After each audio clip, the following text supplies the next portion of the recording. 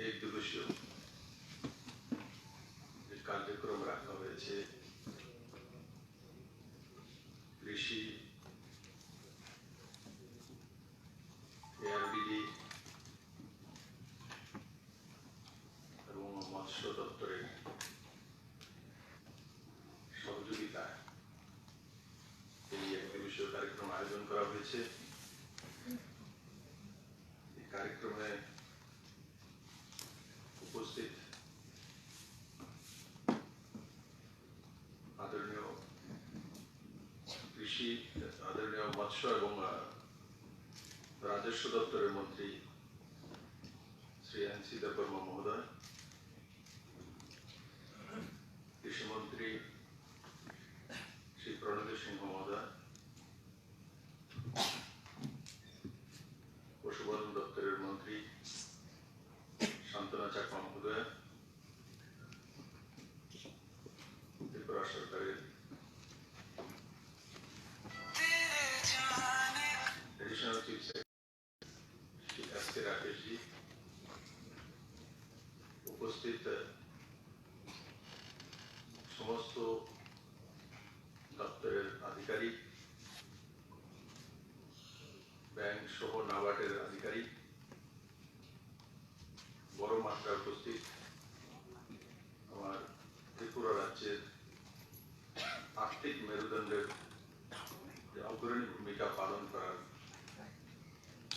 योग्य व्यक्तिगण,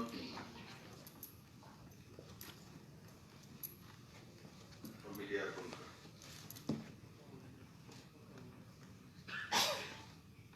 प्रथमेই আমি শ্রদ্ধা নিবেদন করব সারা দুনিয়া ব্যাপী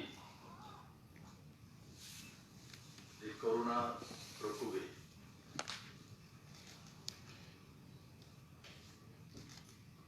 যারা প্রাণ হারিয়েছেন তাদের প্রতি আমি শ্রদ্ধা জ্ঞাপন করব এবং তাদের পরিবারের প্রতি সমবেদনা ব্যক্ত করব। আর সঙ্গে সঙ্গে ভারতের লোকপ্রিয় প্রধানমন্ত্রী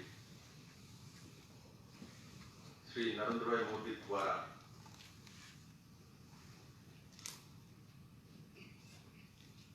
বিগত 24 মার্চ থেকে লকডাউন শুরু করেছিলেন উনি। এখনো লকডাউন 4 অব্যাহত রয়েছে। আর এই ব্যবস্থাগুলোর কারণে আমাদের দেশ পপুলেটেড হওয়ার পরেও 130 কোটি আবাদি, সেই জায়গায় আমরা বহুলাংশে নয় সর্বতোভাবে নিজেদেরকে বাঁচাতে সক্ষম হয়েছি। আর যদি মাননীয় প্রধানমন্ত্রীজি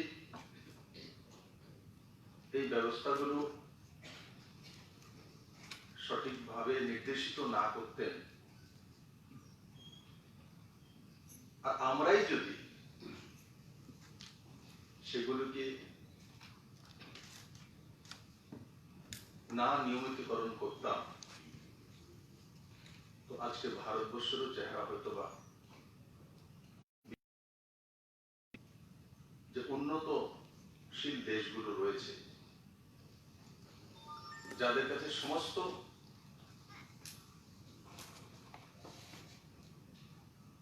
প্রশাসনিক থেকে নিয়ে ইনফ্রাস্ট্রাকচারের কাঠামো রয়েছে, অত্যাধুনিক ব্যবস্থা রয়েছে,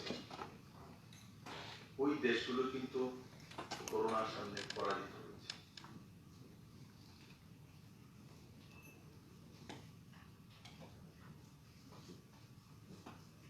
মনে দুঃখ হয় এই কিছুদিন যাবৎ আমাদের দেশে কিছু রাজনৈতিক দলের নেতৃত্ব মাননীয় প্রধানমন্ত্রীদের উপর উঙ্গলি তুলছেন যে এখন করোনার প্রকোপ ভারতবর্ষে প্রতিদিনে 5,000 উপরে চলে যাচ্ছে, পজিটিভ কেস বাড়ছে, কেন? প্রধানমন্ত্রী জবাব দেন।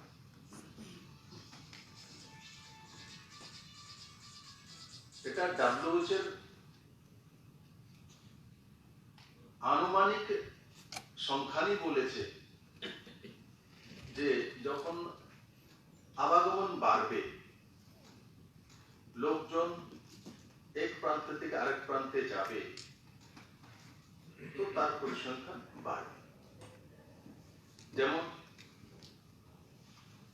ত্রিপুরা 4 মে পর্যন্ত করোনা ফ্রি হয়ে গেছে।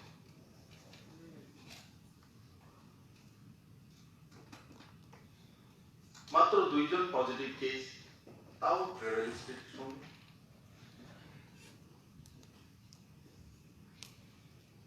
और ওনারা ডিবি হসপিটাল থেকে সুস্থ হয়ে বাড়িতে ফিরে গেছে। কিন্তু 4 মে পর হঠাৎ করে বিএসএফ এর 2টো ব্যাটালিয়ন ধলাই ডিস্ট্রিক্টে 138 and 86 তার মধ্যে সংক্রমণ বড় মাত্রা পাওয়া গেছে। কিন্তু তার মধ্যেও অনেকেই সুস্থ হয়ে তার ব্যাটালিয়নে যেতে সক্ষম হয়েছে। এখন সারা ভারতবর্ষেই প্রত্যেক মুখ্যমন্ত্রীর কাছে, মাননীয় প্রধানমন্ত্রীর কাছে আপিল এসছে যে যারা ভারতবাসী বাইরে রয়েছে বা রাজ্যের বাইরে রয়েছে, তাদেরকে নিজ নিজ ঘরে আসার ব্যবস্থা করা। মনে ইয়াদ করুন, মাননীয় প্রধানমন্ত্রী বারবার বলেছে, লকডাউনের সময় যখনই উনি বলেছেন, উনি বারবার একটা কথা উচ্চারণ করেছেন, যে যেখানে রয়েছেন ওখানে থাকুন, সোশ্যাল ডিস্টেন্সিং মেনটেন করুন, और ভিড় ভাট্টার মধ্যে না যাওয়া, 2 গজ ডিস্টেন্স রাখা। প্রধানমন্ত্রী যতবার দেশকে সম্বোধন করেছেন ততবার বলেছে।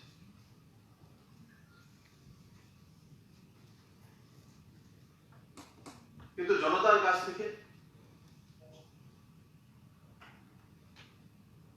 বিভিন্ন জায়গা থেকে আপিল উঠেছে, এতদিন হয়ে গেছে, আমার ছেলে বাইরে, আমার মেয়ে বাইরে, আমার মা বাবা ব্যাঙ্গালোর আটকে গেছে, আমার ছোট ভাই চেন্নাইতে আটকে গেছে, ইন্ডাস্ট্রি কারখানা বন্ধ হয়ে গেছে, তার কাছে টাকা পয়সা নেই, তাকে টাকা পাঠানোর ব্যবস্থা করা হোক। তো সরকার সেই ব্যবস্থা করেছে, ত্রিপুরা সরকার করেছে। কিন্তু পারদর্শিতার সঙ্গে সবাইকে পাঠাতে পারবে, সবার কাছে পৌঁছে যাবে, তা কি সম্ভব? আমরা জানি করোনা যে সংক্রমণ পুরো দুনিয়া ব্যাপী, সেটা হচ্ছে ডিজাস্টার, একটা ক্রাইসিস। তো ক্রাইসিসে সবকিছু কিভাবে ঠিক হবে? যখন আমরা বলছি ক্রাইসিস, তো স্বাভাবিক দিনের মতো সেটা কিভাবে হবে? আজকের এই জায়গা থেকে আমার যারা তথাকথিত রাজনীতি করার জন্য রাজনীতি করেন, তাদেরকে প্রশ্ন, আপনারাও বলছেন ক্রাইসিস, আপনারাও মাস্ক লাগিয়ে আমার মতো দাঁড়িয়ে বলছেন, তো আগে তো মাস্ক লাগাতেন না, আগে তো রেশা লাগাতেন না, আগে তো গামছা রাখতেন, এখন কেন রাখেন? কিছু তো কারণ আছে।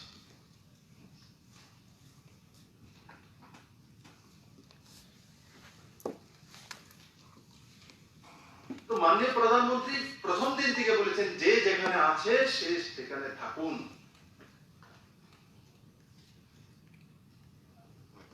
কিন্তু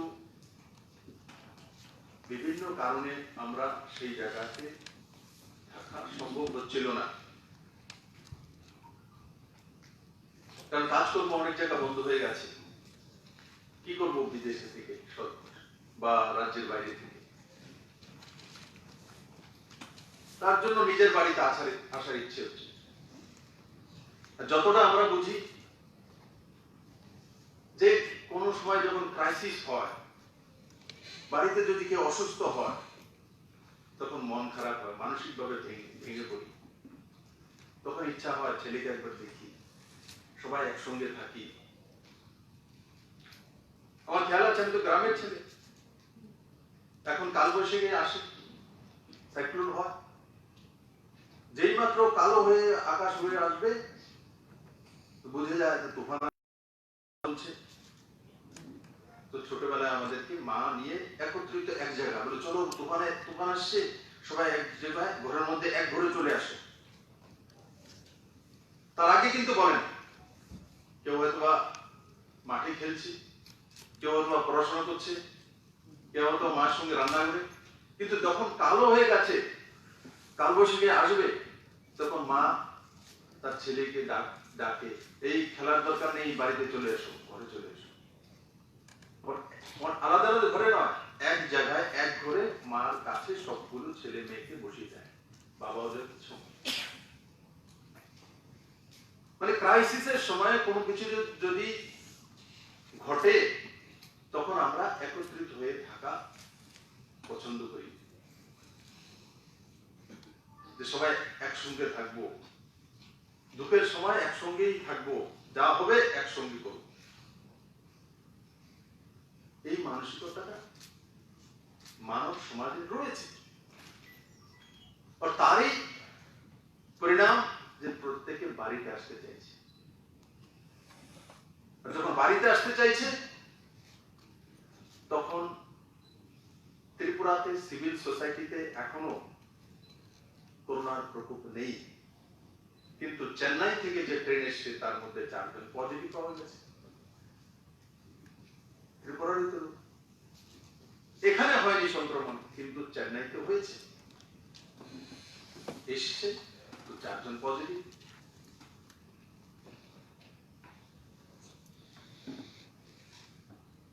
আমাদের এখানে প্রধান যে রাজনৈতিক বিরোধী দল, তাদের একটা ভাষ্য আজকে আমি দেখেছি ওনাদের পেপারে,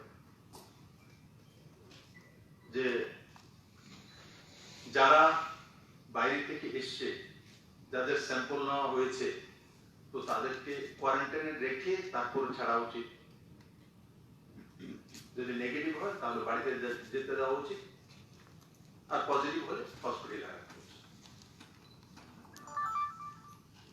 এখন একটা ট্রেনে 1200 লোক আসে বা 1500 লোক আসে, আমরা পার্সেন্টেজ যে স্যাম্পল নেই কতটা, 1:5। 1500 লোকের স্যাম্পল নেওয়া সম্ভব একটা ট্রেনে? তারপর চোরাইবাড়ি বর্ডার, তার মতো 400-500 লোক ডেলি আসে। ত্রিপুরার কাছে যে ল্যাব আছে, একটি ল্যাবে 2টি machine, 600 capacity per day testing. আর সেটা ভালো ব্যবস্থা। নর্থ ইস্টে আসাম ছাড়া অন্য রাজ্যে আর নেই, শুধু ত্রিপুরাই রয়েছে ল্যাব। বাকিগুলো নাগাল্যান্ডে হলে আসামে পাঠাতে হয় স্যাম্পল কালেকশন করে, মিজোরামে হলে আসামে পাঠাতে হয় স্যাম্পল।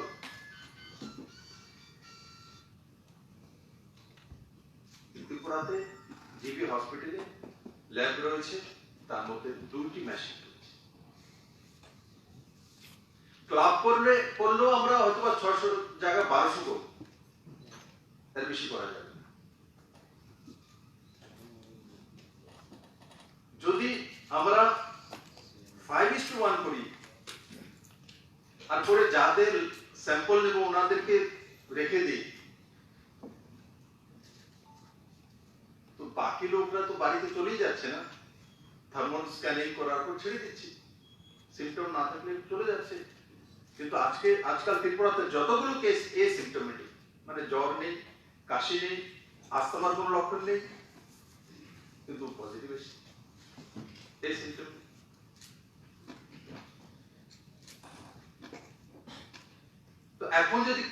আমরাও চিন্তা করেছিলাম যাদের স্যাম্পল নেব কোয়ারেন্টাইনে রেখে দেবো, কিন্তু যাদেরকে স্যাম্পল নেব এরা তো সিমটোমেটিক না। জ্বর থাকলে রেখে দিতে পারি, কাশি থাকলে রেখে দিতে পারি, শ্বাসকষ্ট হচ্ছে বুঝে রেখে দেবো, কিন্তু তাকে বুঝেই যাচ্ছে না নর্মাল। তোমরা আনুমানিক প্রতি 5 ব্যক্তিতে 1 ব্যক্তি স্যাম্পল নিচ্ছে, আনুমানিক। তার মধ্যে 4 জন এসছে। এখন যদি স্যাম্পল নিয়ে এদেরকে রেখে দেই তো কেউ স্যাম্পল দিতে রাজি হবে না, আন্দোলন শুরু করে দেবে, আমারটা লয়ে না তারটা লয়ে না, আমি বাড়ির জায়গা মাল দেবেন, তৈরি হবে, আরো ঝামেলা তৈরি হয়ে যাবে। আর 1200 লোকের একসঙ্গে 1500 ট্রেন থেকে নেমেছে, 1500 লোকের টেস্ট করার মতো বা ডেইলি 2500-3000 লোকের টেস্ট করার মতো ব্যবস্থা না স্টাফ আছে, না মেশিন আছে, না ব্যবস্থা কোন সরকার করতে পারে। বিহারে তো দেখেছি আমি 2 লাখ লোক নেমেছে তো 1900 টেস্ট নিতে, 2 লাখের মধ্যে 1900 কি করবে? আমি এই কথাগুলি কেন বলছি? যারা রাজনীতি করার জন্য রাজনীতি করে বন্ধ করে দিকে এই সময়টা। মাননীয় প্রধানমন্ত্রী উঙ্গলি তুলছে। যখন আমরা বাস্তবতাতে যাব যে 5:1 যে আমার স্যাম্পল নিচ্ছে ত্রিপুরা, এটা ভারতবর্ষের মধ্যে 5টা স্টেট শুরু করতে পারছে, তার মধ্যে ত্রিপুরা হাইয়েস্ট স্টেট টেস্টের মধ্যে, highest, one of the highest sample নেওয়ার যে স্টেট তার মধ্যে ত্রিপুরা। রিকভারি হয়ে বাড়িতে ফেরত যাওয়ার যে পার্সেন্টেজ ত্রিপুরা ভারতবর্ষের মধ্যে নাম্বার 1। তার জন্য আমি স্বাস্থ্য দপ্তরের সমস্ত কর্মীদেরকে, অ্যাডমিনিস্ট্রেশনের দপ্তরকে, সমস্ত কর্মীদেরকে অনেক অনেক ধন্যবাদ জানাই। ওনাদের প্রচেষ্টা সেটা সম্ভব হচ্ছে। একদিকে মাননীয় প্রধানমন্ত্রীর দিকে বলছি ট্রেন চালিয়ে আমার ছেলেকে এনে দাও, বাস চালিয়ে আমার মেয়েকে এনে দাও। আর যখন চেন্নাই থেকে 4টা পজিটিভ আসলো, মুম্বাইতে 2টা পজিটিভ পাওয়া গেছে, তখন বলছি মনন্দ ভাই মোদীর দোষ, উনি ব্যবস্থা ঠিক করেন। উনি তো বলেছিলেন যে যেখানে আছেন সেখানেই থাকুন।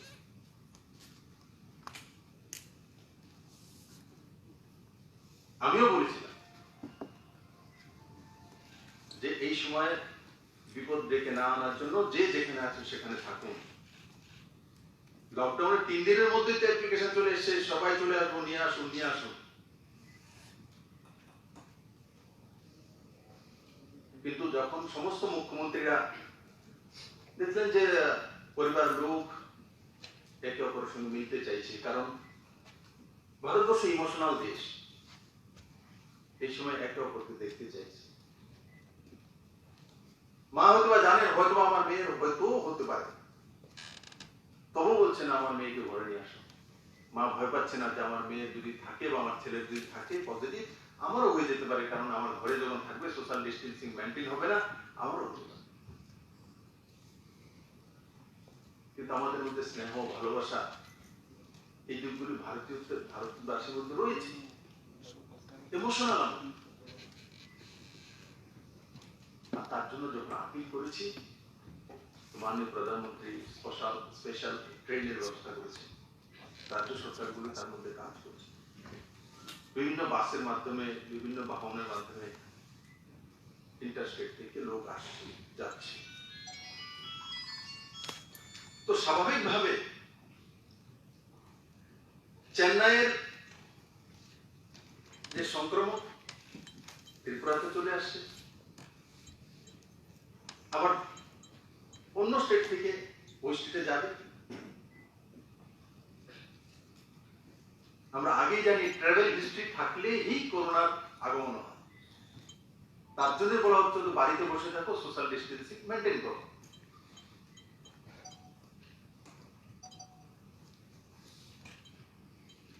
আমার দুঃখ হয় এত তাড়াতাড়ি, এত ব্যস্ততা রাজনীতি করার জন্য।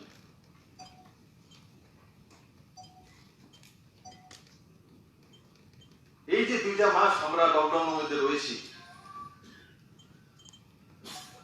সেটা যদি আমরা সঠিকভাবে পালন না করতাম, প্রথম দিন থেকে দৌড়াদৌড়ি শুরু করতাম, তো দুনিয়ার সবচেয়ে প্রভাবশালী শক্তিশালী দেশের কি হয়েছে পরিণতি আমরা সবাই অবগত আছি। দুনিয়ার সবচেয়ে শক্তিশালী দেশ।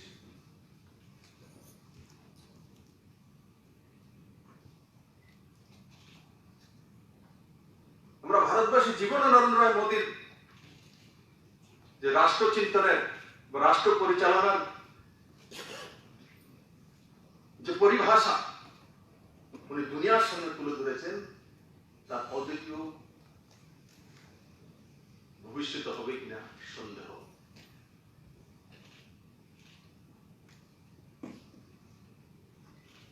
মাননীয় প্রধানমন্ত্রী এমন একজন ব্যক্তি, আমার ত্রিপুরা রাজ্যে কলাছড়াতে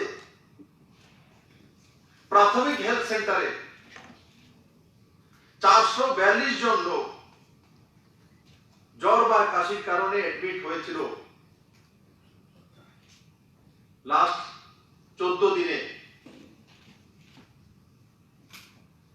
माननीय प्रधानमंत्री আমাকে ফোন করে 11:30 সময় রাতে বলে, বিপ্লব तुम्हारे वहां 400 इतना लोग एडमिट हुआ है और 14 दिन में इतनी बड़ी मात्रा में वहां इतने लोग बुखार और खांसी के कारण से एडमिट हुआ है, तुम तुरंत पता करो वहां कोरोना का सिम्टोमेटिक है क्या नहीं।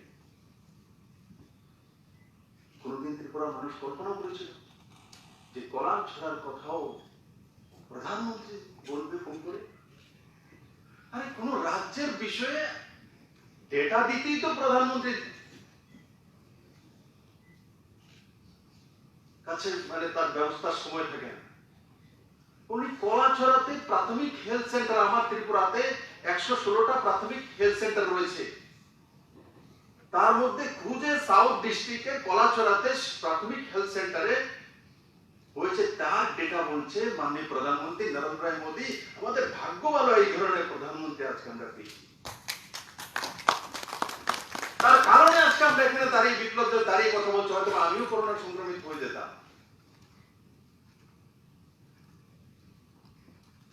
তার কারণে আজকে আমার কৃষক বন্ধুরা যারা এস্টাবলিশ ত্রিপুরাতে আজকে ফল করে,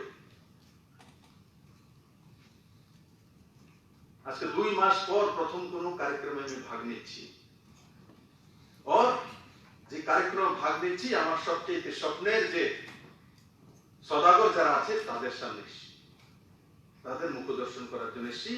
এখানে 13 জন, আমার 15 জন বোনও আছেন, দেখেছি মহিলা। আমি বারবার চাইছিলাম যে বিজনেসে মহিলারা এগিয়ে আসুক, আমি আজকে খুশি এখানের মধ্যে 15 জন মহিলা আছে। বড় মাত্রায় জনজাতি ভাই তারা রয়েছেন, ফলো করেছি।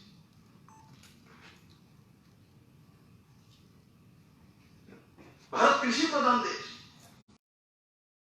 উপরে নিয়ে যেতে হবে। প্রধানমন্ত্রী যে প্যাকেজ দিয়েছেন সেটাও ম্যাক্সিমাম প্রাইভেট সেক্টরের মধ্যে বড় মাত্রা রয়েছে, এমএসএমই তে রয়েছে।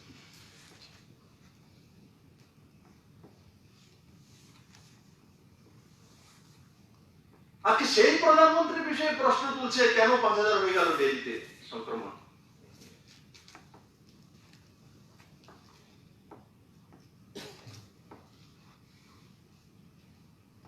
সংক্রমণ 5000 দিল্লি হয়েছে, তার কারণ হচ্ছে মুভমেন্ট হচ্ছে, এক স্টেট থেকে আরেক স্টেটে লোক আসছে, যেখানে ছিল না সেখান থেকে অন্য জায়গায় নিয়ে এসছে।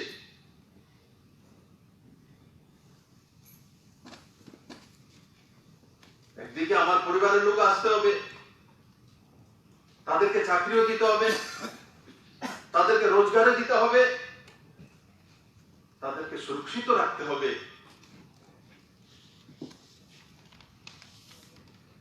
তো আপনারা কিসের জন্য?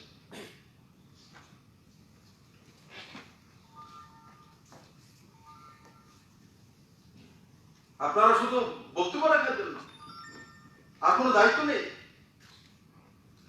যারা বিরোধী পার্টিতে রয়েছে তারা কি এমপি নয়, তারা কি এমএলএ নয়, তারা কি নির্বাচিত প্রতিনিধি নয়? ওনারা তো নির্বাচিত প্রতিনিধি। ওনাদেরও তো দায়িত্ব রয়েছে। মাননীয় প্রধানমন্ত্রী ভিডিও কনফারেন্সিং এ প্রত্যেকটি মুখ্যমন্ত্রীর সঙ্গে আলোচনা ক্রমে, বরং দেখেছি বিজেপি শাসিত যে মুখ্যমন্ত্রী তাদের সঙ্গে উনি কম কথা বলে অবিজেপি যে স্টেটগুলিতে তার সঙ্গে আলোচনা বেশি করতেন। ভিডিও কনফারেন্সিং এ দেখেছি কংগ্রেসের মুখ্যমন্ত্রী অশোক গেহলোত, পুরনো মুখ্যমন্ত্রী তজুর্বা থাকে, নীতিশ কুমার জি পুরনো মুখ্যমন্ত্রী, তো ওনাদের যে বিষয়বস্তু বলার সময় অনেক কিছু আমরা শিখি।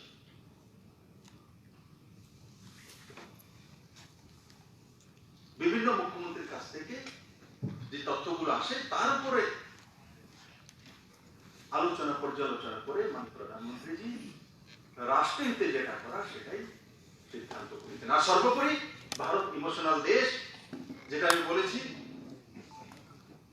যে যদি কালবৈশাখী আসে, যদি মা ছেলে মেয়ে পুরো পরিবার নিয়ে এক জায়গায় এক ঘরে চলে যায়, যে মরবো তো এক ঘরে মরবো, আলাদা আলাদা করে না, বাঁচবো তো একসঙ্গে বাঁচবো, সেই মানুষটা যদি বিপ্লব দেবের বাড়ির মধ্যে থাকে, গ্রামের মধ্যে, তো অন্য বাড়িতে কেন থাকবে না? আর তার কারণেই শ্রমিক এক্সপ্রেস হোক, স্পেশাল ব্যবস্থা হোক, সেটা করার জন্য উদ্যোগী হয়েছেন মাননীয় প্রধানমন্ত্রী। আর বসে থাকলে তো হবে না, তার মধ্যে দিয়ে আমাদেরকে এগিয়ে যেতে হবে। আমরা নর্থ ইস্ট বাসী, ঈশান কোণে রয়েছি। ঈশান কোণ অমৃত লক্ষ্মী, বাড়িতে যদি আমরা পূজা অর্চনা করি তো ঈশান কোণে নিয়ে ঠাকুর ঘর তৈরি করি বা দেবদেবের মূর্তি রাখি। কেন? ঈশান কোণকে পবিত্র মানে।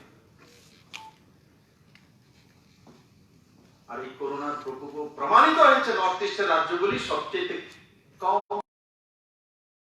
8টা রাজ্য, সিকিমে তো আজ পর্যন্ত অ্যাক্টিভ কেস নেই।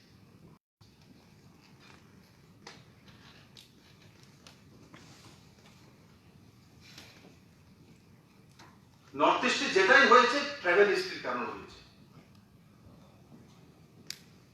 আর তারপরও বড় মাত্রা নর্থ ইস্টের অঞ্চল করোনা মুক্ত গ্রিন জোন।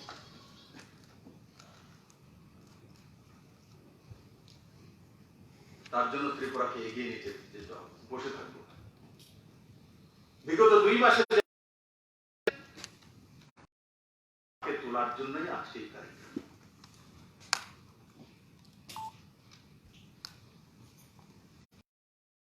সবচেয়ে বেশি এগিয়ে নিয়ে যেতে পারবে কোন সেক্টর? প্রাইমারি সেক্টর, যারা এখানে বসে আছে। এসিএস ঠিক বলছিলেন যে ত্রিপুরাতে প্রথমবার যে কৃষক বন্ধুদেরকে নিয়ে, এস্টাবলিশ কৃষক বন্ধুদেরকে নিয়ে কোন কার্যক্রম হচ্ছে, এই প্রথমবার। না হলে কাদেরকে নিয়ে হতো? ছোট ছোট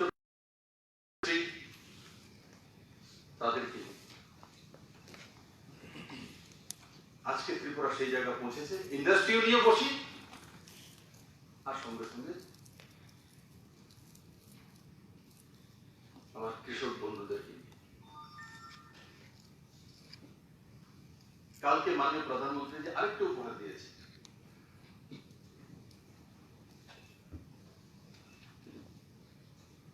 মাত্র 6 দিন হলো আমি মাননীয় প্রধানমন্ত্রীজিকে একটা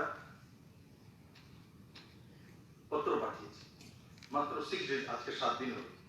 1 সপ্তাহের মধ্যে আমার যেটা স্বপ্ন ছিল, ত্রিপুরাবাসীর স্বপ্ন, যে সুনামুরাতে ছোট ছোট জাহাজ চলে আসবে, কালকে মাননীয় প্রধানমন্ত্রী সাকার করে দিয়েছে ত্রিপুরাবাসীর জন্য, নর্থ ইস্টবাসীর জন্য। দাউদকান্দি থেকে সুনামুরা পর্যন্ত 93 কিলোমিটার জলপথ হয়ে ইন্টারন্যাশনাল প্রোটোকলের মাধ্যমে মঞ্জুরি দিয়ে দুই দেশ বাংলাদেশ এবং ভারতবর্ষ কালকেই ঢাকাতে ভারতের যে অ্যাম্বাসেডর রয়েছেন রিবা গাঙ্গুলি দাস এবং বাংলাদেশের কমার্স দপ্তরের সচিব হস্তাক্ষর করে এই করোনার প্রকোপের মধ্যেও ইন্টারন্যাশনাল চুক্তিকে স্বাক্ষর করে সাকার করে দিয়েছেন। তার নাম হচ্ছে নরেন্দ্র ভাই মোদী। 7 দিনের মধ্যে। অন্য কেউ বলো ভাই ব্যস্ত আছে, এখন তো মানুষ আসা যাওয়া নিয়ে, আমি ট্রেন নিয়ে ব্যস্ত আছি, করোনা নিয়ে ব্যস্ত আছি, এখনই করি না, করোনা শেষ হোক তারপরে শুরু করব। মাননীয় প্রধানমন্ত্রী একদিকে যেমন করোনার সঙ্গে লড়াই করে চলছে, লড়াই করে কিভাবে নিজেকে টিকিয়ে রাখতে হয় সেই প্রসেসও শুরু করে দিয়েছে। তার জন্য আমি ত্রিপুরাবাসীর পক্ষ থেকে মাননীয় প্রধানমন্ত্রী নরেন্দ্র মোদী এবং বাংলাদেশের প্রধানমন্ত্রী শেখ হাসিনা মহোদয়কে অনেক অনেক ধন্যবাদ জানাবো যে আপনারা দুই দেশের দুইজন রাষ্ট্রপ্রধান, করোনাতে আপনার দেশ আক্রান্ত, আমাদের দেশ আক্রান্ত, কিন্তু তার মধ্যেও আপনারা ত্রিপুরার মানুষের ভবিষ্যৎকে আপনারা তার মধ্যে এগিয়ে এসছেন। এবার কল্পনা করে দেখুন,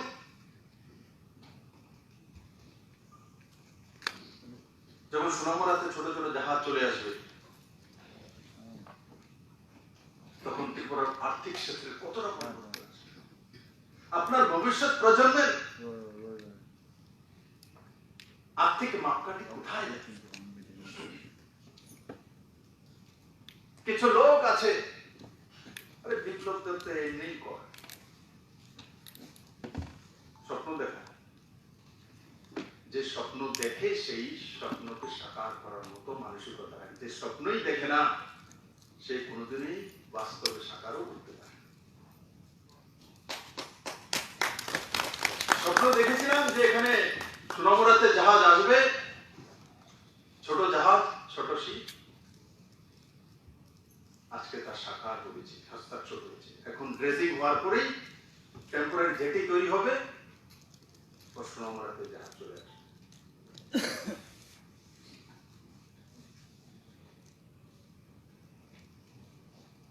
তার সঙ্গে সঙ্গে লাস্ট ক্যাবিনেটে ত্রিপুরা সরকার আরেকটা সিদ্ধান্ত করেছে, প্রধানমন্ত্রী ফসল বীমার নাম আমরা জানি, তার মধ্যে দিয়ে ত্রিপুরাতে 1 লাখ কৃষক প্রধানমন্ত্রী ফসল বীমা যোজনা করেছেন। 1 লাখের উপর।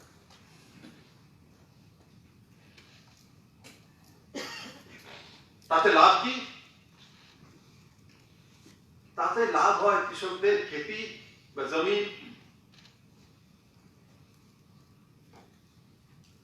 যখন প্রাকৃতিক কারণে, প্রাকৃতিক আপদার কারণে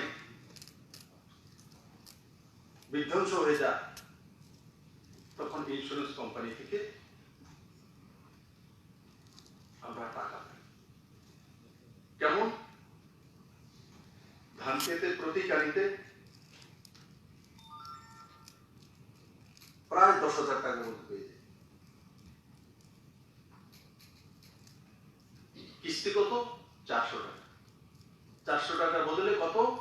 10,000 টাকা। আর সরকার যদি মুআবজাও দেয় তো কত দেবে? অ্যাসেসমেন্ট করা, তারপর দেবে। কোথাও 1200, কোথাও 1100, কোথাও 2000, এর বেশি সরকারের দ্বারা সম্ভব। কিন্তু যখন ইন্স্যুরেন্স থাকবে তখন 10 থেকে 15,000 টাকা প্রতি কানি। খরচা কত? 400 টাকা। সেটা হচ্ছে প্রধানমন্ত্রী ফসল বীমা যোজনা। কে লাগু করেছেন? মাননীয় প্রধানমন্ত্রী। এখন ত্রিপুরা সরকার সিদ্ধান্ত করেছে যে ত্রিপুরাতে বড় মাত্রায় ধান চাষি রয়েছে, ধানই আমাদের প্রধান ফসল। 4,42,000 কৃষক তার সঙ্গে যুক্ত আছে। 4,42,000। और 4,42,000 মধ্যে যাদের 1 একর থেকে কম হবে, 1 একর পর্যন্ত মানে আড়াইকারি পর্যন্ত যাদের জমিন রয়েছে, এমন ত্রিপুরাতে 3,09,000 কৃষক রয়েছে। কত? 3,09,000 যাদের 1 একর থেকে কম হবে, মানে আপ টু আড়াইকারি। ইন্স্যুরেন্স করার জন্য ত্রিপুরা সরকার নতুন স্কিম ঘোষণা করেছে, মুখ্যমন্ত্রী ফসল বীমা যোজনা। বলে প্রধানমন্ত্রী ফসল যোজনা থাকতে স্যার আপনি আবার মুখ্যমন্ত্রী ফসল যোজনা কেন আনলেন? তার জন্য এনেছি আমার কৃষক বন্ধুদেরকে সহায়তা করার জন্য। কারণ যখন দেখলাম যে আমার এখানে ধান চাষি 4,42,000 রয়েছে, কিন্তু প্রধানমন্ত্রী ফসল বীমা করেছে কত? 1 লাখের কাছাকাছি। সবাই কেন করেনি? কারণ তার মধ্যে প্রিমিয়াম রয়েছে। এই টাকাটাও আমার কৃষক বন্ধুরা কতবার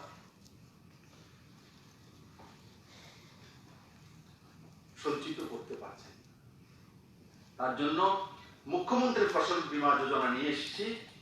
তার মধ্যে 1 একর থেকে তার নিচে যারা রয়েছে, মানে আড়াইকারি পর্যন্ত যাদের জমিন রয়েছে, এরা শুধুমাত্র প্রতি কানিতে 400 টাকা নয়, মাত্র 1 কানিতে 10 টাকা প্রিমিয়াম দিবে। Only 10 rupees. 210 টাকা কে দেবে? রাজ্য সরকার। আপনাকে আর দিতে হবে না, রাজ্য সরকার 210 টাকা দেবে আপনার কাছ থেকে। নামকে ওয়াস্তে সির্ফ রেজিস্ট্রেশনের জন্য 10 টাকা। আর 1 একরের উপরে যারা রয়েছে জমিন, তাদেরকেও সরকার সাহায্য করবে, কিন্তু তাদের 1 একরের উপরে যারা রয়েছে তাদেরকে কি করতে হবে? প্রতি হেক্টরে 100 টাকা নিজেকে দিতে হবে, সরকার দেবে।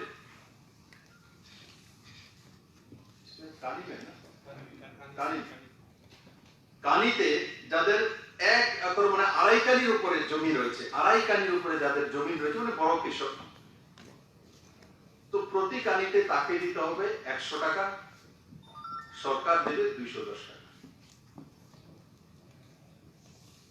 আর যারা আড়াইকানির নিচে রয়েছে তাদেরকে মাত্র 10 টাকা। আর তার মধ্যে রয়েছে 3,09,000 কৃষক, আর তার এর মধ্যে রয়েছে 1,33,000। আর তাতে রাজ্য সরকারের প্রিমিয়াম কত দিতে হবে? প্রায় 14 কোটি টাকা, 15 কোটি টাকা, মানে 15.5 কোটি টাকা, 15.5 কোটি টাকা।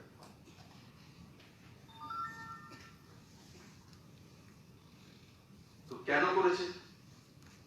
তার জন্য করেছে কারণ কি আমাদের কৃষকরা যাতে স্বয়ং সম্পূর্ণ থাকতে পারে।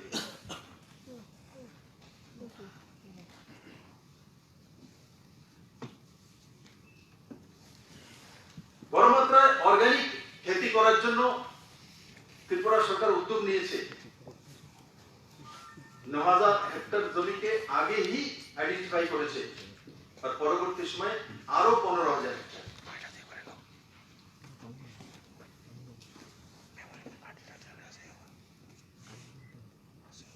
অনলাইনে বিক্রি করার জন্য মানে প্রধানমন্ত্রী জি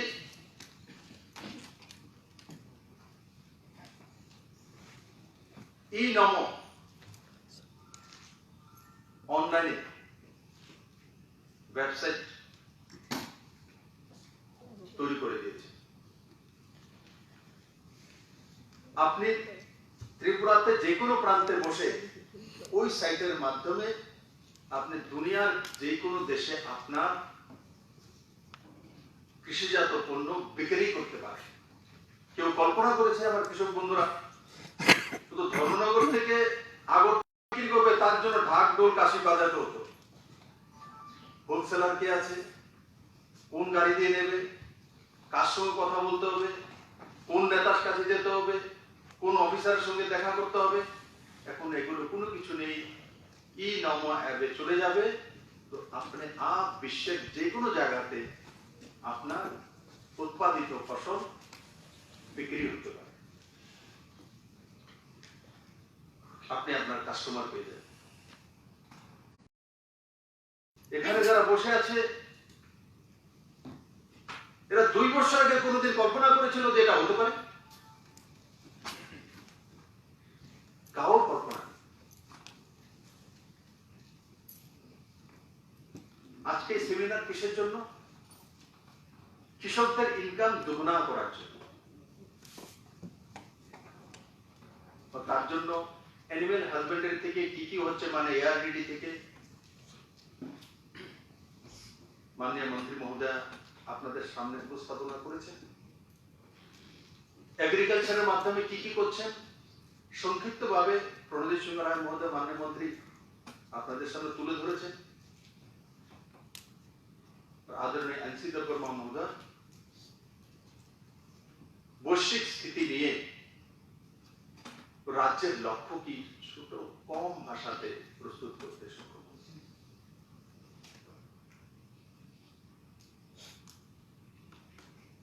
আমি আপনাদেরকে কেন ডেকেছি, আমার কাছে ফাইল এসছে। এখন তো লকডাউন চলছে, তো কিভাবে এই কার্যক্রম আয়োজন করা যেতে পারে আমি বলি সোশ্যাল ডিস্টেন্সিং মেনটেন করে।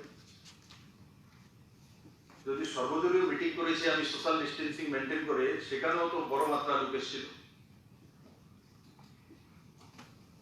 যেটা জাতির মেরুদণ্ড, ভারতবর্ষের মূল মেরুদণ্ড কৃষি, সেটাকে যদি না ধরে রাখতে পারি তাহলে আমি আগামী দিনে চলবো কিভাবে? তার জন্য সোশ্যাল ডিস্টেন্সিং মেনটেন করে আমরা এই সম্মেলনে ভাগ নেব। আমি অত্যন্ত খুশি যে আপনারা সুন্দরভাবে সোশ্যাল ডিস্টেন্সিং মেনটেন করে আজকে এখানে সবাই সমবেত হয়েছে।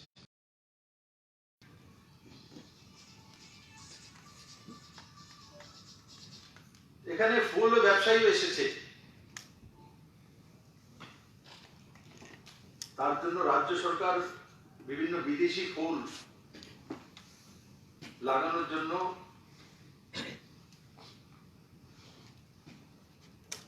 এক স্কিম চালু করেছে।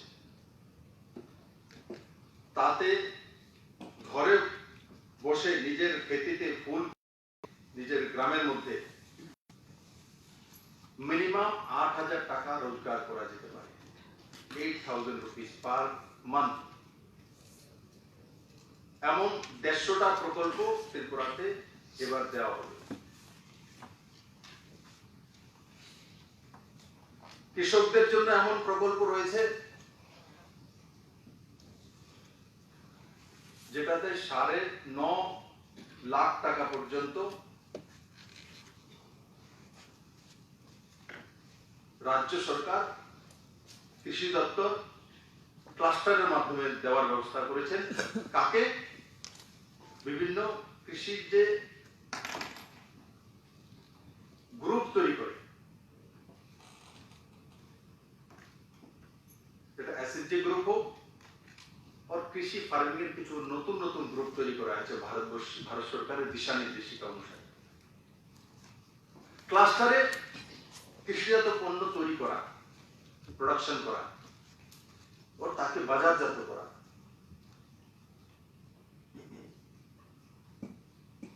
আজকে যে প্রণজিৎ সিংহ রায় মহোদয় খিলপাড়ার বিষয়ে বলছিলেন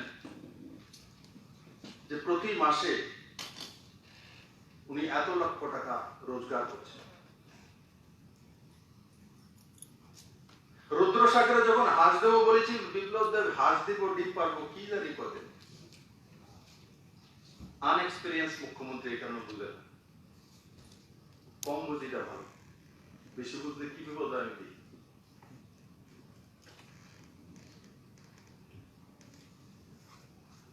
50,000 হাঁস দেবো বলেছি, 24,000 পর্যন্ত দেওয়া হয়েছে। মন্ত্রী মহোদয় বলছেন যে প্রতিদিন 3,500 ডিম আসছে, 3,500 ছেড়ে দিয়ে 3,000ও যদি আসে, একটা ডিমের দাম যদি হাঁসের ডিম 10 টাকার নিচে পাওয়া যায় না, তো 30,000 টাকা মাসে, বছরে 30 × 12 3,60,000 টাকা। 3 পয়সা কেউ কাউকে সাহায্য দেয়? 1,000 বোনেরা যাদেরকে চিহ্নিত করা হয়েছে রুদ্রসাগরের পাড়ে থাকে, 1,000 বোনেদেরকে 1,000 পরিবার 3,60,000 টাকা আজকের দিনেই রোজগার করছে বাৎসরিক। কেউ যদি কোনোদিন কল্পনা করেছিল যে এভাবে টাকা রোজগার হয়ে যায়? এগুলো ত্রিপুরাকে এগিয়ে নিয়ে যাবে।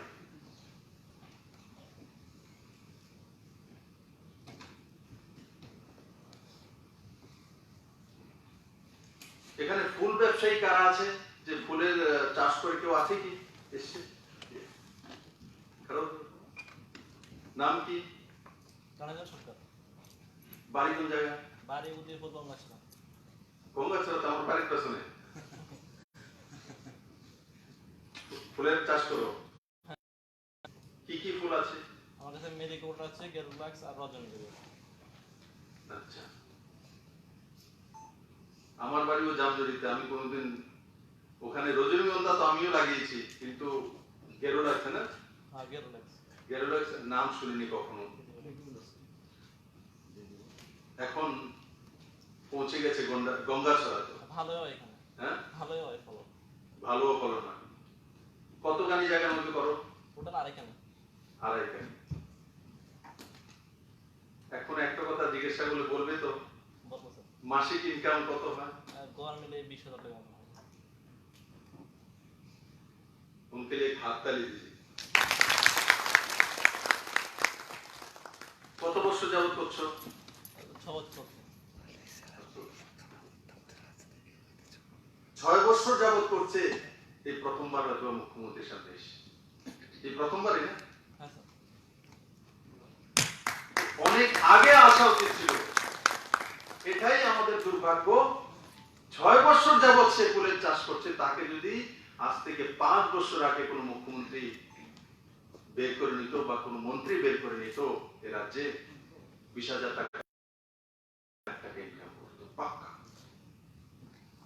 যেমন প্রণজিৎ বাবু ওই দিন গিয়েছেন, বলছেন ছোট্ট একটা করে আমাকে ফটো দেখাচ্ছেন, তার কাছে কোনো ব্যবস্থা নেই, লোন নেই। আমি দেখেছি গ্রামীণ ব্যাংকের ম্যানেজার ডিটেলসটা লিখছে, सॉरी ग्रामीण बैंक के चेयरमैन।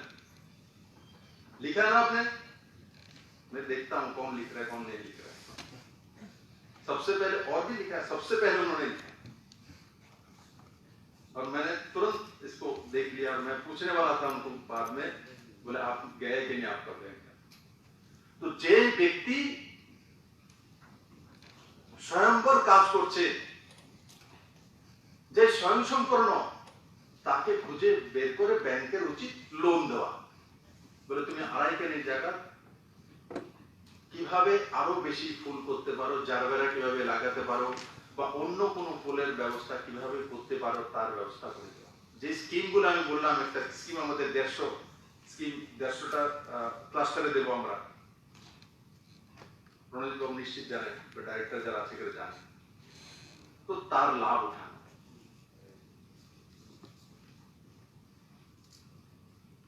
তো যেটা আমি বলতে চাইছি, এই ছেলেটি যদি আজ থেকে 5 বছর আগে সরকারের সামনে চলে আসতো, তাহলে 20,000 টাকা নয়, সে 2 লাখ টাকা রোজগার করতে পারত। এখন সরকারের সামনে চলে এসছে, নিশ্চিত কোন লোন নিয়েছো তুমি?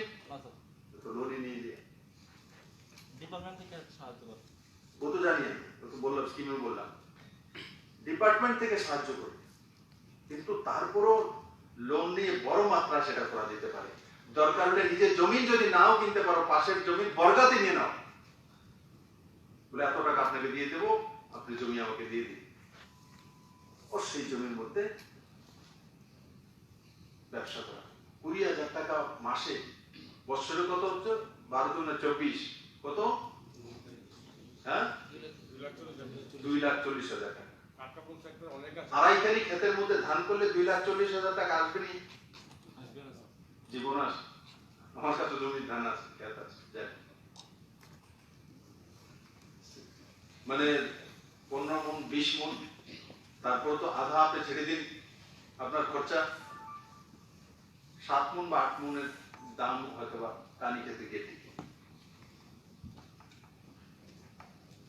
আর এক বছরে 2 ফসল করি তো 7 মন ধান হলে 14 মন ধানের দাম কত?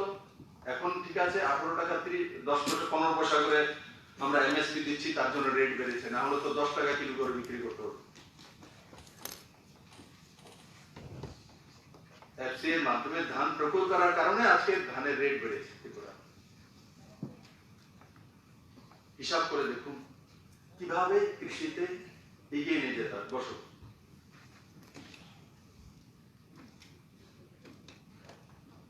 এখানে ফিশারিতে মাসে 1 লাখ টাকার উপরে রোজগার হয় এমন কে কে আছে? 1 2 3 4 5। আরে আপনারও তো 1 লাখ টাকার উপর রোজগার হয়, উঠে না? I am sorry sir.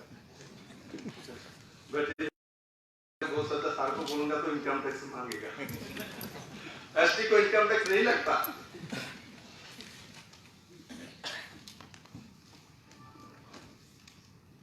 তো যখন আমি বলছি তো 1 লাখ টাকার উপর ইনকাম ফিশারিতে, এখানে একটা সুন্দর ব্যালেন্সিং মাত্রা রয়েছে। এখন যাদের 1 লাখ টাকা এখানে ফিশারিতে, কারা কারা আছেন যে ফিশারিতে কাজ করেন? কারা কারা এসেছেন এখানে ফিশারি? সবাই হাত তুলুন তো পুরো। ঠিক আছে, এবার আপনারা এখান থেকে শিক্ষা নিয়ে নিন। যদি উনি 1 লাখ টাকা পারেন তো আপনি 1 লাখ টাকা মাসে ইনকাম করার জন্য কি কি করতে হবে তার জন্য কিন্তু এখানে এসেছেন। আর যার 1 লাখ টাকা ইনকাম, তার উচিত চিন্তা করা যে আগামী 3 বছরে আমি 2 লাখ টাকা কিভাবে ইনকাম করতে পারবো। তার জন্য সরকারের কাছ থেকে কি কি সুবিধা নিতে হবে, ব্যাংকের কাছ থেকে কি কি সুবিধা নিতে হবে, বাজার কোথায় কোথায় আছে। এক বাজার তো আমি আগে আপনাদেরকে বলেছি, অন্ধ্রপ্রদেশ আপনাদের কাছে বড় বাজার রয়েছে মাছের ডিম, যেটা কি বলে রেনু বিক্রি করার জন্য। অন্ধ্রপ্রদেশ 150 কোটি টাকা রেনু অন্য স্টেট থেকে কেনে, বিশেষ করে ওয়েস্ট বেঙ্গলের কাছ থেকে। রেনু উৎপাদনে আমরা আমাদের যে গোমতী এবং সাউথ ডিস্ট্রিক্ট সবার চেয়ে ভালো কাজ করে। তো ওখান থেকে কেননা আমরা অন্ধ্রপ্রদেশে যারা এন্টারপ্রেনারশিপ রয়েছেন আমার কাছে এসেছিলেন, তারা নিতেও চাইছে, কিন্তু তাদের একটাই ডিমান্ড যে রেনুটা হবে সেটা মিক্স হতে হবে। যেমন এই পুকুরের এই জায়গাতে অনেকদিন যাবত এই মাছগুলো আছে, তার থেকে যে রেনু হয় তার প্রোডাকশন হওয়ার পর তার যে, কারণ ওরা বড় মাছ করে, যে ওজন বা বাড়ার ক্ষমতাটা কম থাকে, তার জন্য বিভিন্ন জায়গাতে কলকাতা থেকে ব্রিড নিয়ে আসা, অন্য জায়গাতে ব্রিড নিয়ে আসা মিক্স করে তারপরে তার থেকে যে রেনু আসে সেটা বেশি লাভদায়ক। ওনাদের একটাই অ্যাপ্লিকেশন ছিল যে এই পদ্ধতিতে আপনারা যদি রেনু তৈরি করেন তাহলে ত্রিপুরা থেকে সমস্ত রেনু আমরা নিতে তৈরি আছি। এতে কিছু বলবেন? बोलो सर। मिनिमाम 8 केजी 10 केजी माছের রেনু দেবো, মানে मेल फीमेल বড় হলে বাচ্চা বড় হবে। हाँ वही, अब तो देख लिया। हाँ मैंने देखा आपके। तो 8 থেকে 10 কিলো ওনার বাড়িতে আমি গিয়েছিলাম, কৃষ্ণবাবুর বাড়িতে দেখার জন্য। তো 8 থেকে 10 কিলো মাছ যদি হয় আর বিভিন্ন জায়গা থেকে এনে একসঙ্গে করে দেওয়া হয় তো তার প্রোডাকশন অনেক বেশি হয়, তার ওজন বেশি বাড়ে। বাস এই দিকটা শুধু অন্ধ্রপ্রদেশের মাছ ব্যবসায়ীরা চাইছেন। আর ত্রিপুরা থেকে ওনারা 150 কোটি টাকা পর্যন্ত রেনু কিনে ত্রিপুরার আর্থিক স্থিতিকে মজবুত করার জন্য তৈরি আছে। তো সেই কাজগুলো আমার মৎস্য চাষী বন্ধুদেরকে করতে হবে। তার মধ্যে ফিশারি ডিপার্টমেন্টের অফিসাররা সাহায্য করবে, আর কিভাবে খুব তাড়াতাড়ি করা যেতে পারে তার রাস্তা বের করা, পিছে লেগে থাকা, বারবার ফলো আপ করা।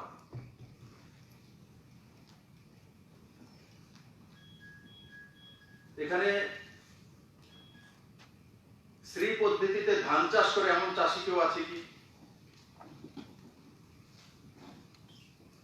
আপনার বাসা কোন জায়গা? আমার বাসা কমলপুর। কমলপুরে।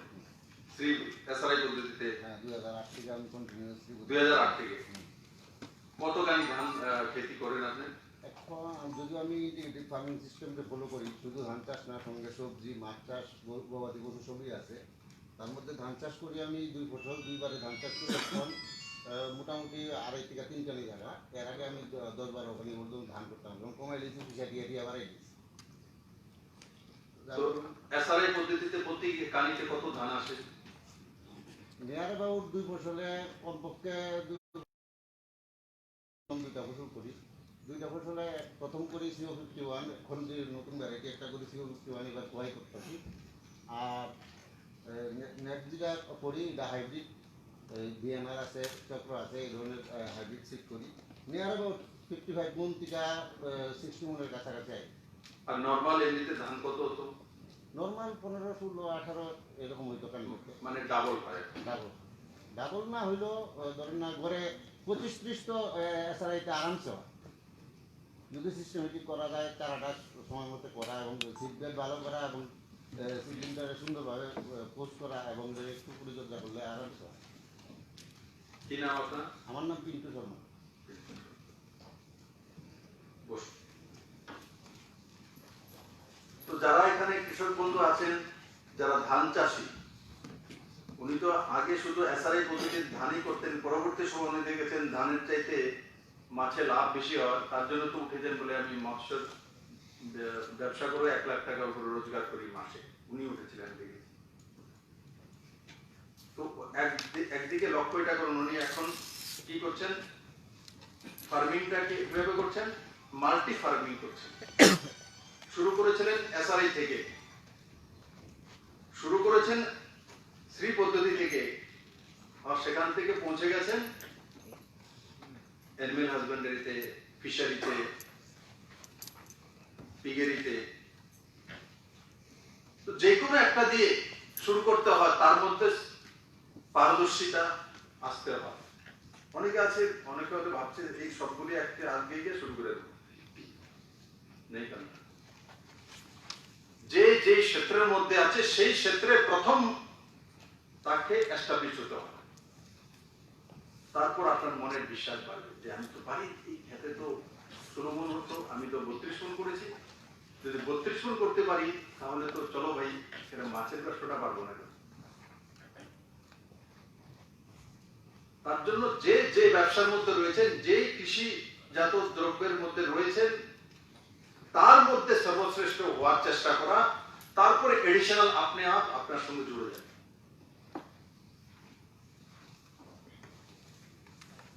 মৌমাছি চাষ করে এমন কোন ব্যক্তি এখানে আছে কি, এসছে কি বি কিপিং এর?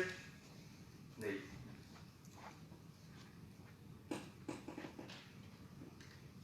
বি কিপিং এও আমি আপনাদেরকে বলবো, আপনাকে বলবো, বি কিপিং এ যান, তাতে আপনার কোনো পরিশ্রম নেই, সব পরিশ্রম মৌমাছি, আপনার ফসলও ভালো হবে। আমি বি কিপিং কথা তার জন্য বলবো, লাগিয়ে দেখুন, বি কিপিং করলে আপনার ফসল বাড়বেই বাড়বে। রাবার চাষী যারা আছেন, এনারাও রাবার প্লান্টেশনের কাছাকাছি যেখানে আছেন, বাক্স লাগিয়ে দিন, সরকার সাবসিডাইজ দিচ্ছে।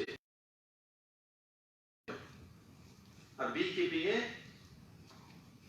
যে কোনো লোক, পরিশ্রম তো সব মৌমাছি করবে, কিন্তু আপনার ফসল বাড়িয়ে দেবে। কারণ মৌমাছি এখানে গিয়ে একবার বসবে, এখান থেকে ভ্রমণ উঠে আর একটা জায়গায় যাবে, তো তাতে যেটা সাইন্টিফিক ভাবে প্রমাণিত 1.5 গুণা ফসল বেড়ে যায়, 1.5 গুণা। কারণ মৌমাছি এখান থেকে ওঠে ওই জায়গাতে বসবে, ওখান থেকে ওঠে এই জায়গাতে বসবে, পলিনেশনটা ভালো হয়। সেটা ভালো। তার জন্য যারাই যে কোনো মৎস্য চাষী হোক, পিগেরি হোক, ধান চাষী হোক, ফুল চাষী হোক, ফুল চাষীতে তো 100% করা উচিত। এই গঙ্গাছড়া বেটা, তোমার তো সবার আগে বিকিপিং করা দরকার।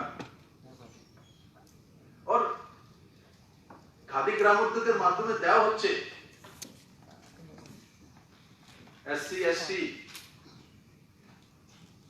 और তাছাড়াও মহিলাদেরকে কোনো জায়গা তো ফ্রিতে, কিছু জায়গা সাবসিডাইজ 10টি করে কমসে কম তার বাক্স নিয়ে লাগিয়ে দেওয়া। নিজের তো কোনো কাজ নেই, শুধু এতটা শিখতে হবে তা থেকে মধু কিভাবে বের করতে হয়। তাও যদি না জানে, বের করার জন্য এই ধরনের লোক আছে ট্রেন, এসে বের করে দেবে, তার মধ্যে পারিশ্রমিক হতে পারে। তো বি কিপিং পুরো রাজ্যের মধ্যে করা, যে যেই প্রফেশনে রয়েছি, যেখানে হোক, আমার রাবার বাগান আছে, আমার ধানের চাষ আছে, আমার ফিশারি আছে, আমার পিগেরি আছে, আমার হাঁস মুরগির পোলট্রি ব্যবসা আছে, বি কিপিং করুন। আজ থেকে তয় করে নেবেন যে আমি 10টা হলে 5টা হলো বাক্স লাগাবো, কোথা থেকে নিতে হবে। আমি বললাম খাদি গ্রাম উদ্যোগ রয়েছে, তার সঙ্গে যোগাযোগ করা।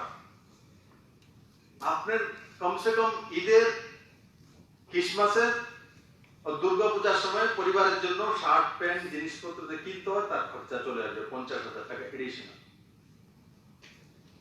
এডিশনাল।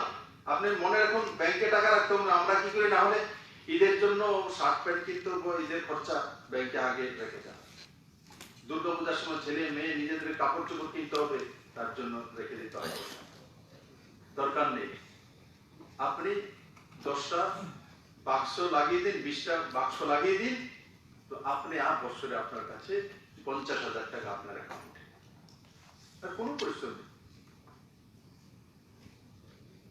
আপনার যে বিভিন্ন অনুষ্ঠানগুলি আমরা আমাদের ধার্মিক সিস্টেম অনুসারে পালন করি, প্রধান সেই সময় তার খরচা এখান থেকে চলে আসে। কে দেবে? মৌমাছি দেবে। বলে আবার মৌমাছি কেমনে দিব স্যার?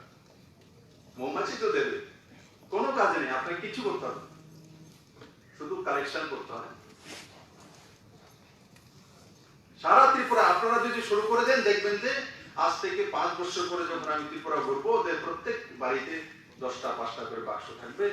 সচুন ত্রিপুরার ইকোনমি কোথায় নিয়ে যাবে। আর তা শুধু মধু নয়, তার থেকে মোমবাতি হবে, তার থেকে আরো কিছু হবে। কারণ কি, তার এক অংশ ফেলা যায় না। আর ত্রিপুরা বড় মাত্রায় রাবার রয়েছে।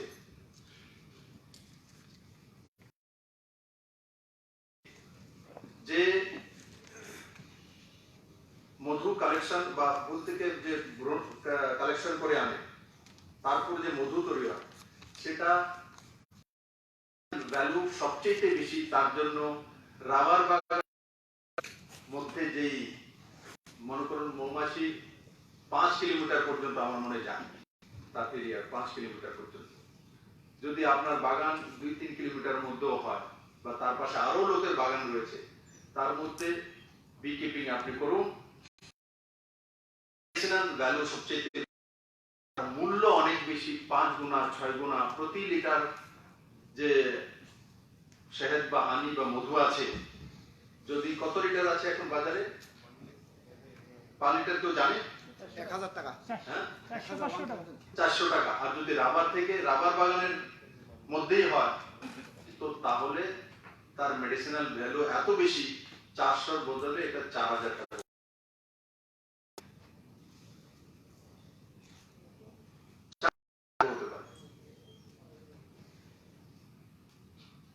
ত্রিপুরা বড় মাত্রা রাবার চাষী রয়েছে, 1.5 লাখ লোক তার সঙ্গে জড়িত আছে। 6,000 রাবার শিট ত্রিপুরাতে মেট্রিক টন রাবার উৎপন্ন হয়। এগুলো আজকে আপনাদের সামনে তুলে ধরলাম। আমি আশা করি একটা নতুন দিক কি তুলে দিয়েছে, বি কিপিং করা। কে কে করবে হাত তুলুন তো দেখি। অনেকে হাতে ওঠে। क्या डर लग रहा है क्या? Very good. বাকি কেন উঠছে না? ঠিক আছে দিদি, মহিলারা বেশি তুলছে। স্যার हाँ আমাদের এটার ব্যাপারে যদি একটা প্রশিক্ষণের ব্যবস্থা হয় তাহলে সবচেয়ে ভালো হতো। हाँ बिल्कुल। ये राकेश जी, ये इंडस्ट्री डिपार्टमेंट को पूछ के चाहे तो आज ही किसी को बुला के इनको कुछ वो करवा दीजिए। इस सेकंड हाफ में एक सब्जेक्ट आप SMS व्हाट्सएप कर दीजिए, आके खादी का जो देखता है कंसर्न बता पाएगा पूरा, उनको कैसे ट्रेनिंग देना है, कौन कौन है, इनका रजिस्ट्रेशन हो जाएगा, सबका नाम है, नंबर है। और ये सभी लोग जिन जिन जिन लोगों ने हाथ नहीं उठाया, नहीं चलेगा भैया। जो माचे चाष করে তারও লাগাতে হবে। আমি গিয়ে দেখবো আবার কৃষ্ণবাবুর বাড়িতে, এবার আবার আরেক বাড়িতে উঠবো, ওনার বাড়িতে প্রমাণ করে দিতে পারি। মেরা कोई ঠিক ঠিকানা নেই। ঘুমতিতে স্যার আমরা করতে আসি অ্যাকচুয়াল ব্যাংক থেকে। अच्छा वेरी गुड, ভালো। मैंने ये কৃষ্ণবাবুর জিজ্ঞাসা করেন, কৃষ্ণবাবু ও তো জানেও না আমি ওনার বাড়িতে যাবো। হঠাৎ করে তিনি গাড়িতে তুলে চলো বাড়িতে গিয়ে ভাত খাবো, বলে তালা করো। मेरे को लेके गया, উনি তো জানেন না গাড়িতে বসে যে আগরতলা থেকে সিধা ওনার বাড়িতে গিয়ে বলে চলো তোরা আপনার বাড়ি ভাত খাবো, বলে সাত তালা চাবি তো বোর কাছে, ও তো মেলা হয়ে গেছে। তারপর ওনার রিলেটিভ এক বাড়ির মধ্যে কেস। তো তার জন্য এই করোনা প্রকোপের মধ্যেও আমরা কিভাবে কাজ করতে পারি আজকে আপনারা দেখিয়ে দিয়েছেন। আগরতলায় চলে এসছে বাড়ি থেকে বেরিয়ে, কিসের জন্য? ত্রিপুরাকে এগিয়ে নেওয়ার জন্য। অনেকে ভাবতে পারেন যে আমাকে এগিয়ে নেওয়ার জন্য, আমাকে নয়, আমাকে কোনো কিছু হয় না, আপনি যে রোজগার করেন সেটাও রাষ্ট্র। আমি এবার করোনার সময় দেখেছি, কল্পনা করিনি সিএম রিলিফ ফান্ডে 18 কোটি টাকার কাছে এই পর্যন্ত পৌঁছে গেছে। আরো চেক রয়েছে, আসার পর বোঝা যায়, কারণ চেক ক্লিয়ার হয়ে আসতে হবে। ত্রিপুরা 15 রাজ্য হওয়ার পরে সিএম রিলিফ ফান্ডে 18 কোটি টাকা আজ পর্যন্ত হয়, আর সেটা মানুষের দান করেছে আম পাবলিক। আজকে ত্রিপুরার মানুষ দেখিয়ে দিয়েছে, যখন আমরা ক্রাইসিসের মোকাবেলা করব সবাই মিলে করব। যার কাছে সামর্থ্য রয়েছে অন্য গরিবকে সাহায্য করা। আর আরেকটা বিষয় আজকে আপনাদের কাছে বলবো, আমি প্রথমে যে বলেছিলাম যে এক ট্রেন আসলে 1:5 হিসাবে আমরা স্যাম্পল নিয়ে টেস্টিং করি, আর তারপরে রেজাল্ট আসলে যদি পজিটিভ হয় তাকে কোয়ারেন্টাইনে নিয়ে আসি, আইসোলেশন। কিন্তু 1:5 করছি, বাকিরা তো বাড়িতে চলে যাচ্ছে। 1200-র মধ্যে 250 করলাম, বাড়িতে তো বিনা টেস্টে বাড়িতে। ত্রিপুরা সরকার একটা গাইডলাইন জারি করেছে, আজকে আমি ভিডিও কনফারেন্সিং এ বলবো, কিন্তু আপনাদের মাধ্যমে যাতে নিজ নিজ এরিয়া ছড়িয়ে যায়। আমরা গ্রাম প্রধান পর্যন্ত দিয়ে কমিটি তৈরি করে দিয়েছি, হেলথের স্টাফ থাকবে সঙ্গে, অঙ্গনবাড়ি স্টাফ থাকবে, প্রতি গ্রামে কমিটি বানিয়ে দেওয়া হয়েছে, যে গ্রাম প্রধান এবং সেই কমিটির সর্বদলীয় তার মধ্যে রয়েছে, যে যা ইলেক্টেড মেম্বার যেই কোনো পার্টির হোক, ব্লকের স্তরের যে কমিটি তার মধ্যে সমস্ত পার্টির এমএলএরা রয়েছে। কি কিসের জন্য? Home quarantine committee. Home quarantine যাতে সঠিকভাবে হয় তার জন্য জাগরুকতা কমিটি আমরা তৈরি করে দিয়েছি। তো গ্রামের মধ্যে যদি গ্রাম প্রধানের নেতৃত্বে সমস্ত ইলেক্টেড প্রতিনিধিরা তার মেম্বার থাকবে, কতজনের কমিটি হবে সিদ্ধান্ত করে দেওয়া হয়েছে, এবং ওনারা ওনাদের গ্রামের মধ্যে, আমার নিজের গ্রামের মধ্যে কেউ যদি ট্যাবলেটসটি থাকে, সে চেন্নাই থেকে আসুক, সে মুম্বাই থেকে আসুক, সে অস্ট্রেলিয়া থেকে আসুক, বাড়িতে এসছে তো পুরো ফ্যামিলি 14 দিন কোয়ারেন্টাইনে চলে যাবে।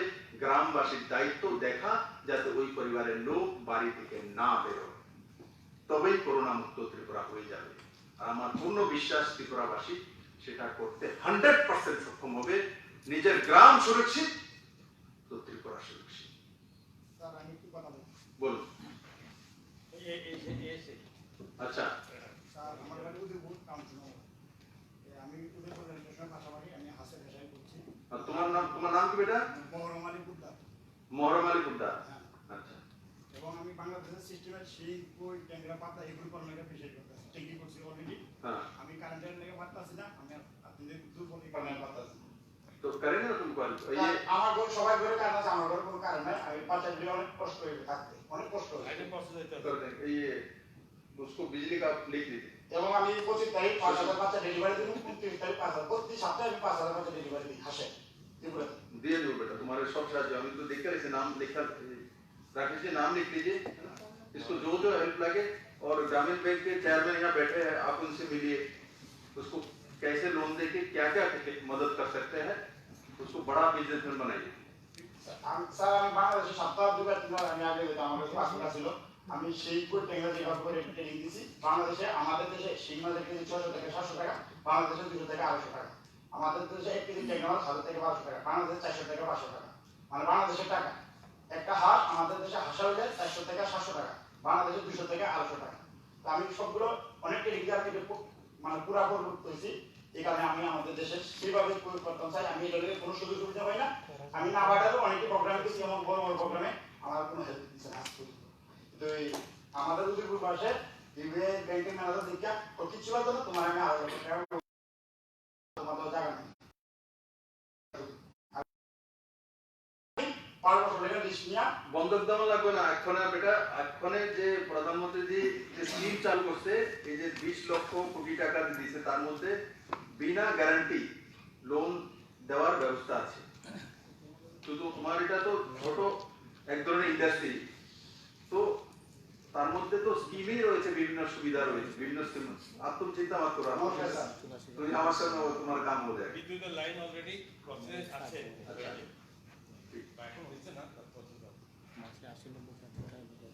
তো এখানে আমরা সবাই, যেটা আমি বলছিলাম যে গ্রামের মধ্যে যে কমিটি করা হয়েছে, সে কমিটি গ্রামবাসীর দায়িত্ব যে আমার গ্রামের মধ্যে যে কোনো ব্যক্তি যে কোনো জায়গাতে এসে তার পজিটিভ নেই, হয়তোবা নেগেটিভ এসছে স্যাম্পলও, তবুও সে 14 দিন কোয়ারেন্টাইনে থাকবে। কারণ কি, এমনও দেখা গেছে প্রথম টেস্টিং এ তার সিমটম নেই, বা টেস্ট করার পর নেগেটিভ এসছে, 7 দিন পরে তার মধ্যে সিমটম চলে আসে, এই সিমটোমেটিক দেখে। তার জন্য কোয়ারেন্টাইনে 14 দিন থাকা, যে যেখানে থেকে এসছে। ত্রিপুরাতে এমনও স্টোরি আছে, হাজবেন্ড বাইরে থেকে